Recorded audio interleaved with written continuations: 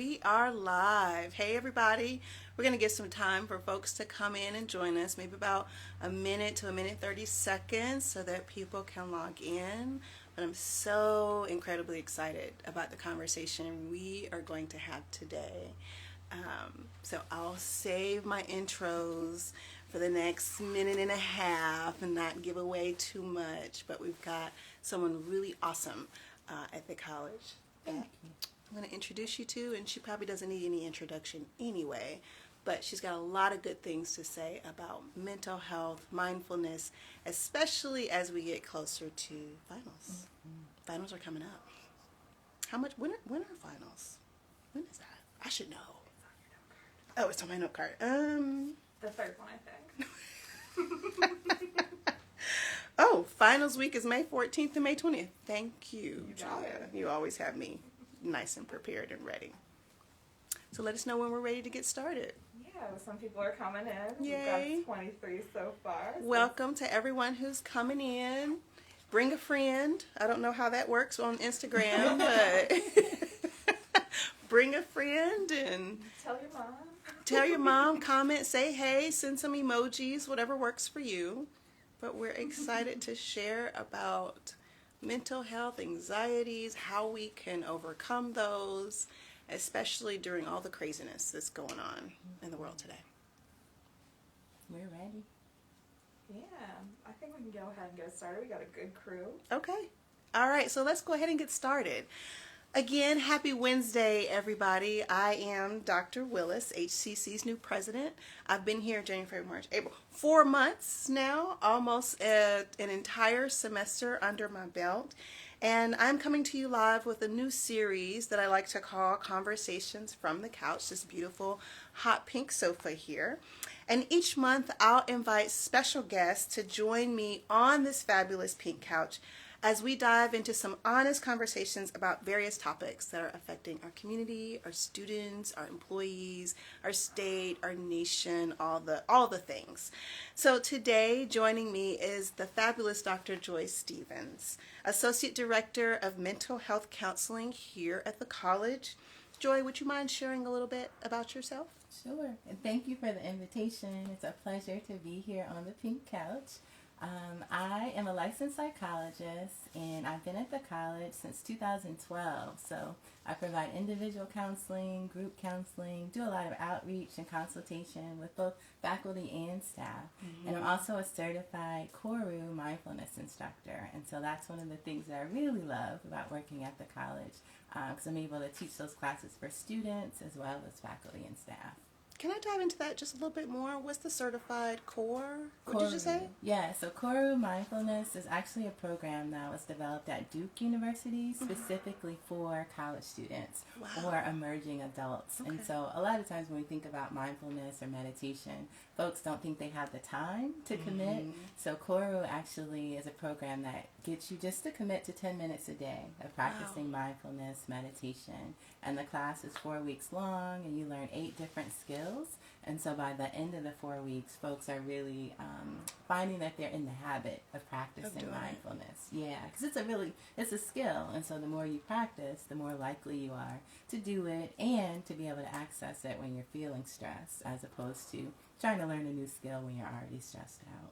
That is awesome. So, and that's what I love about Howard Community College, and especially the Conversations from the Couch, because I'm learning something new, because I had no idea that this program even existed, because I do meditations every night just to go to sleep, but it's on the Peloton app, and I never make it to the end of the meditation. So I do my deep breathing, and then they talk, and then next thing you know, I wake up in the morning and my phone's still bright from the meditation material. So that is just really awesome that you're providing that training for our students so that they can practice mindfulness, because we don't know that we have the time until we actually practice it, right? Exactly. That is cool. Okay, so thank you for that, and I'm excited to have you here, Dr. Stevens. But before we get started, really quickly, for those in the audience, if you have a question for us, or just a comment, please throw it in the chat at any time and we'll get to it. We will have a Q&A portion at the end, so we'll just go ahead and jump right on in. Is that all right with you? Yeah, sounds good. All right.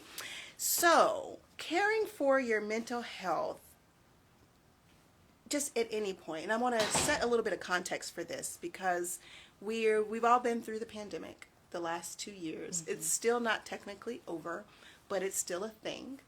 And higher education had to make an abrupt shift. We had to literally close our physical doors and open our virtual doors even more than what we traditionally have done in the past.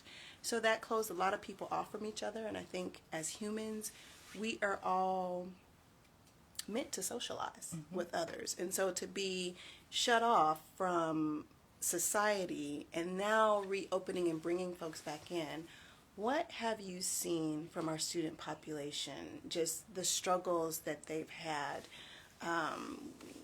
with the changes that have taken place? Sure. I think change can be really uncomfortable, and so a lot of what we've seen is the anxiety that can come with the unknown. So, at the beginning of the pandemic, people were really struggling with kind of what is this, what is COVID, like when are we coming back?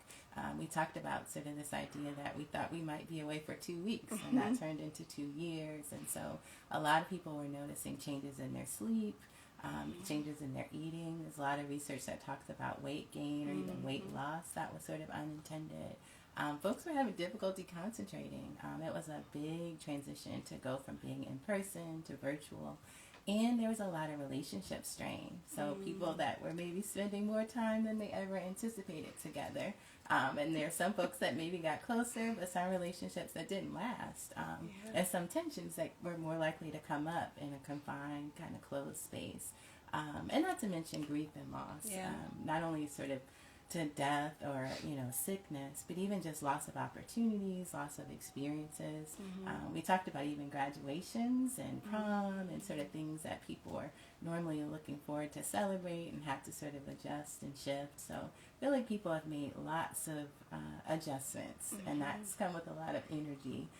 And sometimes that came with a lot of drain, like people are feeling pretty exhausted. So I think that a lot of students were looking forward to coming back, being on campus.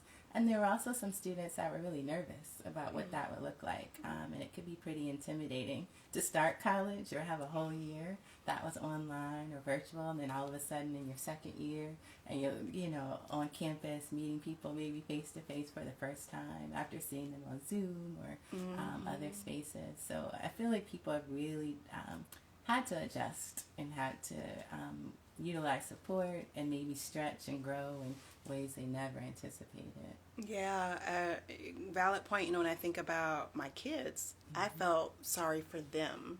Because when you talked about just the different events and things that we're so used to, going to prom, celebrating graduation, going out to the movies with friends. I mean, all of that ended. And one of the things that I was really curious about is just how people were able to overcome. So my 9-year-old, he's 10 now, forgive me, Izzy, but my 10-year-old now, when he was 8 or 9 during the pandemic, he stayed connected with his friends through his video game system. So on his Xbox or the PS4, whichever PS it is, but PlayStation that he had, he was able to talk to his friends that way, but he still wanted to have that in-person interaction. And then my daughter, who's in high school, this will be her first year going to prom as a senior. So she missed her junior prom and everything, the football games and the cheerleading and all of the stuff that happened there. So how then should students handle that now that things we think are opening back up? What advice do you have for our students who are still trying to cope with, honestly, an environment that we just don't know what's going to happen in? Yeah, I mean, it makes me think about just like the loneliness that people were experiencing in isolation. So even having access, but limited access. And so I always encourage folks to be really gentle with themselves in terms of the transition coming back, because it's pretty natural, pretty normal to feel a little anxious, maybe even a little worried about what things will be like, whether that's in the classroom or going out to social events. And it can sometimes be hard to plan because we still find that there's shifts or changes and mandates. And so sometimes people are a little reluctant to make plans. I encourage folks to think about doing that because, again, we think about research on happiness. We know that when you have things to look forward to, things that are on your calendar, on your schedule, that can actually improve your mood. So I think it's like giving yourself some grace that you may not feel 100% comfortable, but you might feel a little bit better when you get to the event, or maybe you feel better afterwards just knowing you made the connection. Maybe the second time you go, you feel a little bit better. But I think we have to think about almost like building our skills again in terms of our social interactions, because it's been a long time, and it's very different to kind of get on Zoom and interact and put yourself on mute or leave the meeting when you're ready, as opposed to being face to face when you can't just hit that button and sort of leave the encounter. So I think just being kind, being gentle, and having some compassion, because the reality is you're not the only person that might be feeling a little bit nervous or unsure about how things will go. So I remember when things were about to shut down, and I wasn't president here. I was a president in Washington State. And I remember the day I was with my leadership team, and we were going back and forth. Should we close? Should we not? Because COVID had hit the West Coast kind of first before it spread through the country. So there was no playbook on what to do. And I remember being in a meeting, and I felt weird. And so I asked everyone to go home. We'll come back in an hour or two, whatever it was. And I went to the bathroom, and I, was scratching my head, and all of a sudden these white flakes started coming out. And then I started like having red patches on my skin. And I went home and showered and got myself back together, but I had to take like a Benadryl and such. And I called my mom, and I said, I just don't know. And I was a president and still calling my mama, right? Saying, I don't know what this is. And she said, sweetheart, that's anxiety. Yes. You've got to take a step back. You've got to breathe. And so I guess I'm using that as an example for my next question for you. Like, how does anxiety play itself out? Can you recognize that this is what it is? Is it a physical manifestation? Is it mental? Is it both? I mean, because I had never really experienced that before. And I was faced with this challenge of, do I shut my college, close the doors and move online or not? And what's the community blowback going to be? No one knew what COVID was. And so, but I had a very real reaction to that. And I can just imagine doing that as a senior administrator at an institution, but what about our students and how anxiety plays out? So can you just expound on that a little more? Sure. That's a great question, and I think you're right. It's both. Usually when we think about anxiety, we think about worries or thoughts, and they can be really pervasive or sort of almost to the point where you might feel like they're disruptive or they're interfering kind of with things that you get to do. Because there's a difference between stress and anxiety, because we all experience stress, and some degree of stress can actually be helpful, like it might motivate us. But when I think about anxiety, it's the kind of stress that really gets in the way of us getting things done. And you might notice like physical ramifications. So sometimes it's muscle aches or like body tension. Some people might experience headaches, even like problems with their stomach. It can be difficult to sleep. Folks might even find that they're a little bit more irritable or angry. And you might even be surprised like at your reactions to things that might seem pretty mundane. And so when all of those things are happening at once and the worries just won't go away, that's when we think about anxiety. And that's actually a good time to think about getting support or getting help, because I think the other thing that we know from the research that's been done on the pandemic so far is that the majority of folks wish they had more emotional support during these past 2 years. And so anxiety is something that's very common these days, but also very treatable. And so I think that being able to just notice those things for yourself, like you noticed immediately, this is not the norm for you, right? What is happening? It helps, I think, to sort of slow the process down. Because sometimes when we ignore things or kind of push it to the side, it just builds and gets to a point where it's harder to manage. Interesting. So then, what resources are available for students who are dealing with anxiety?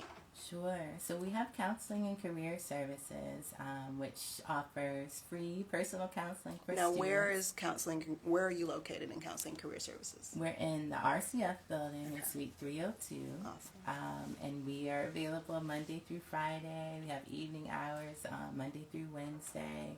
And we have, up to 12 sessions per academic year that students can access for individual counseling. Are these free sessions? Free sessions. 12 individual free sessions Yes. per student per academic year? Yes. Wow, that's Yes. amazing. Yes, please take advantage of that because I know it's certainly something that we can take for granted. And it's a little bit easier to access services on campus, especially while you're a student, than it might be when you're thinking about, post-graduation or in the community. And we have group counseling as well. And sometimes students feel a little more comfortable with other students as opposed to kind of one-on-one. And we do a lot of workshops and programs on campus. So even if you don't do individual or group counseling, you might still sort of find that there could be some information or resources that are helpful to you on a program or workshop. And that might be just what you need to kind of get through the semester. Wonderful, wonderful, wonderful. Well, I think we've passed the 15-minute mark. I think we can talk about this forever. Because this is something that I don't think will go away. Because we're going into what people say a new normal, as we are trying to inch our way out of this pandemic and then watching the world affairs that are happening at the same time. So if you are joining us, again, I'm joined here today by Dr. Joyce Stevens from our Counseling and Career Center office. We're having a conversation about mental health and wellness. And so what would you like to know from HCC? Do we have any questions that have popped up in the chat that we can begin to answer for some of our folks today? Yes. So first, I just want to say it looks like a lot of what you've been saying is resonating with our audience. We've gotten a lot of heart reactions. So Hearts. yeah, people are really resonating with what you're saying, and we got a special shout out for Dr. Stevens. Isn't she amazing? Sending you some good vibes. Yes. Thank you. So we do have a few questions. So one of the first questions is, we touched on it a little bit, but what are some campus resources, not only for students, but also for staff and faculty here at HCC?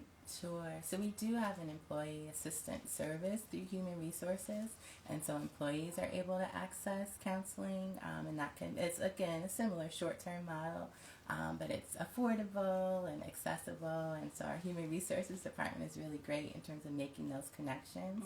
And we also offer outreach for faculty and staff, so whether that's coming into a classroom or even sort of doing specific training. So we have a suicide prevention program called QPR, Question, Persuade, and Refer. And so that's another great resource for, again, faculty and staff members often see things with students, but they might also be experiencing things in their own lives, and so want to sort of know how to connect not only themselves but other people to the resources. And there's also a program called Cognito, which is an online resource which faculty and staff can access to help identify folks in distress. So those are some great resources for our faculty and staff. Wonderful. I just learned something new again. Yeah, that's awesome. Thank you. Another question we have here is, how do we address the stigma of mental health, and how can we show it as being just important as physical health?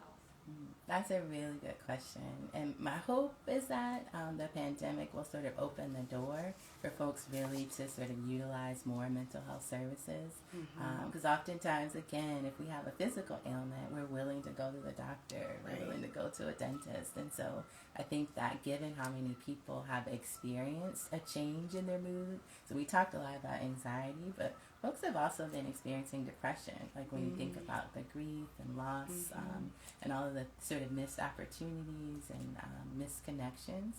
And so I think there is more of a willingness to sort of talk about what we're experiencing, not only with our friends or family, but maybe even to think about how we can access the services. So even something like Instagram, there are a lot of folks that you can follow that talk specifically about mental health, and there are resources. So I think it makes it just a little bit easier for people to think about seeing a therapist, and especially with things being virtual now. Right. So people don't have to go out of their way for their appointments, that they can still be seen maybe from the comfort of their home, their Right. car, wherever it needs to happen. So I know a lot of folks really took advantage of that opportunity, so that they're not having to commute or look for parking, or that they can really kind of log in and have therapy. And again, that gives more privacy, so nobody has to know that that's what you're doing.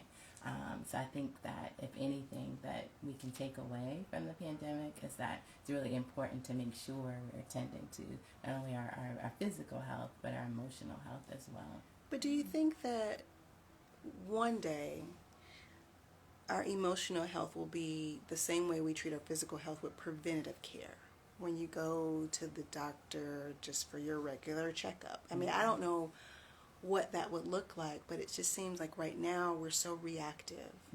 And it's when something happens that you begin to get care. But has there been conversations about that in the field, or what can you add to that? I mean, I hope so, because when you think about the things that we've done to cope, so whether it's like physical exercise or things like meditation, even just being mindful of what we eat, or giving yourself permission to pause. I think a lot of times we get rewarded for multitasking, but sometimes doing just one thing at a time, right? Or doing nothing. Yes, rest. It's okay to say, I did nothing this weekend. Yes, and it's okay to say no, right? So setting limits, having boundaries. So I feel like that's like a part of the prevention. And so just like we go to see like a primary care physician once a year, you go see your dentist for cleaning twice a year, I would encourage folks to have a mental health person kind of on the schedule just like that to check in. Because I know that there are folks that I've worked with over time that have kind of come back during the pandemic and felt like they needed to sort of get just a little bit like extra support, and that's okay. And I think that's a way to sort of just make it a part of our rhythm and routine, and to model that, especially for parents, if to kind of give their children the okay to seek help. And maybe that means that you also seek help, and that there's not anything wrong with that. Right. Yeah. So we're doing it. People are watching. Our kids are watching. There's a lot of modeling that happens. And so I think we can really set the tone like for the next generations by making this just a regular part of our routine. Right. And we don't want to wait until it's too late. Exactly. When you can't do anything about it. Exactly. Do we have any other questions out there, Julia? Yeah, we've got a couple. And remember, if you're in the audience, you can submit a question at any time. So we have another pre-submitted question from earlier this week. One of our students wants to know how to deal with burnout. Yeah, burnout is real. It's real. It's I remember real. that in college. Yeah, and I think even coming off of a break, sometimes we can feel a little rejuvenated, but then when we think about all we have Everything to do, that's coming up, burnout can come. So again, I think about one of the ways to deal with burnout is to prioritize rest. So making sure you're getting 7 to 8 hours of sleep. That's, again, I think makes a huge difference. Also making sure you're eating, like trying to get 3 meals a day, making room for snacks, staying hydrated. I think sometimes when we're busy, we kind of take these things for granted, and still making time like to connect with other people. So maybe, you you have to eat, right? So maybe you make sure you do have lunch with someone else, even on a busy day. The sun is out. It stopped raining. So maybe you get outside, like take a walk between classes, right? And when you do that, maybe you don't have your phone, or you turn your phone off, so that you really can get a break.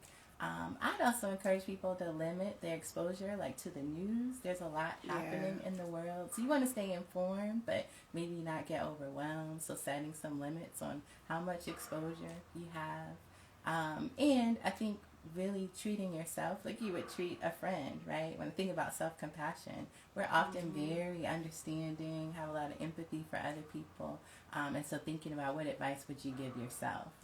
So you might be really compassionate, or extend a friend grace. So extend yourself that same grace, that the next 3 weeks might look a little bit different than the weeks after final exams. And so what kinds of things can you bring into your routine? And maybe that means some boundaries or some limits, and saying no to some things that you might be able to say yes to later in the month of May. Have you practiced that? yourself saying no, and Yes. how do you do it? I love to say no. I love to set limits. People know me as like having really good boundaries, and I feel like I get relief from that. And so I try to say yes to things that bring me joy and that bring excitement, and also just to be realistic that I just can't do everything that's presented, and that doesn't always mean never, right? But that might mean there's not a right delay. now. Yeah, and so I think that's been helpful to me, because I think I'm not at my best when I'm overwhelmed or overextended. And so I encourage people to really look at where can they set some boundaries. There's a great book. We actually have it in our library called Set Boundaries, Find Peace. And so I think that's a great resource, because there's so many areas of our life where we can set boundaries. Sometimes we just think about it with school or work, but it might be with family, with relationships, even with social media. Like, where do we find our limits? Wonderful. I think that definitely resonated with our audience. We've got some no people in the crowd. No is a full sentence, right? Exactly. And also that is a great segue to our next question. Someone asked, do you have any book recommendations on mindfulness? Yes. So there's a really good one called The Mindful 20-something that we use with the Koru Mindfulness class. And it's great for emerging adults, for college students. There's also an author named Kristen Neff who writes a lot about self-compassion. So she has a book that's simply called Self-Compassion. There's a website. If you are feeling overwhelmed and not like you want to read another book this semester, you can go to her website and log in. She has some great meditations right there. That I think are easily helpful. accessible on her website? Yes, they're that's free. nice. You just have to click and listen. She has a workbook if you're not wanting to read that whole book. And then, so the Set Boundaries, Find Peace is Nedra Tawwab Glover, or Glover Tawwab, and that's in our library. So that one is really good, and one that I've used with students this year. And I think those are all, really three things that I think would really be helpful at the end of the semester, when you're feeling like you've reached your limit. Is that something that the college can support by purchasing extra copies that we can put into the center, so when students are asking about books, you can just hand them out and say, here, is that something that we can support? That would be wonderful. Okay, yes. We're going to make that happen. So we'll get some books. Yes. You give us a list and how many you think we need, and we'll see if we can buy those and get them here before finals. Oh, that's great. Yes. Because Awesome. I love to be able to share that kind of information, because I know that everyone won't come in for an individual counseling appointment, but there might be some information in a book, and maybe it's something you use for yourself. You might share it with other people, but lots of great information out there, especially now. Awesome. Well, the books are coming. We just said it today, so give me some time, and we'll get it to you as soon as possible. Perfect. Thank you. What other questions? A lot of love for that. We have one last question, unless folks want to submit last-minute questions. When are the upcoming sessions in your office offered? Are there any upcoming events? Yes, so next Wednesday we'll have our final Food for Thought of the semester, which is a lunchtime discussion that we co-host with Student Life. And the topic is stress, right? And so how to manage stress at the end of the semester. So that'll be next Wednesday at 12 o'clock in Dragon Commons. And then this week we have a special event on yoga and sound meditation, which is a part of our Women of Color series. And that's going to be Thursday afternoon in Dragon Commons. And so that's also co-sponsored with Student Life. So And you don't have to be a yogi and an expert, because I've dabbled in yoga, and when I do it, oh my God, I feel so good. Yeah. Getting into child's pose and yes. I know a little bit. I got about 60 workouts on Peloton with my yoga. I need to get back into it, but I just want us to say everything that you've said about being mindful, exercising or eating or even sleeping. And I struggled with sleep. Like, I have to make it my mission to turn off my cell phone, turn off all my devices, and just go to sleep. Then you feel so much better in the morning. So thank you for all of that information. You're welcome. It's certainly needed now and in the future, I know, as we continue through this pandemic that hopefully ends soon. Yes, And thank you, Dr. Willis, for the invitation. It's been great to be here and talk about mental health. Yeah. I think, I'm hoping that students will really take in the information and kind of practice good self-care going to the end of the semester. Because you got to take care of yourself before anybody else will, right? Exactly. You're your own best advocate. So with that, we're going to wrap up. Thank you once again for joining me, Dr. Stevens, and thank you for all who tuned in, attended virtually by putting your chats and sharing your questions. I had a wonderful time, and I hope you learned something from this. So at the end of the day, take care of you. We'll be back on May 19th at 3 p.m. for our next Conversations from the Couch. Until then, take care of yourselves and each other, and I'll see you around campus. Peace.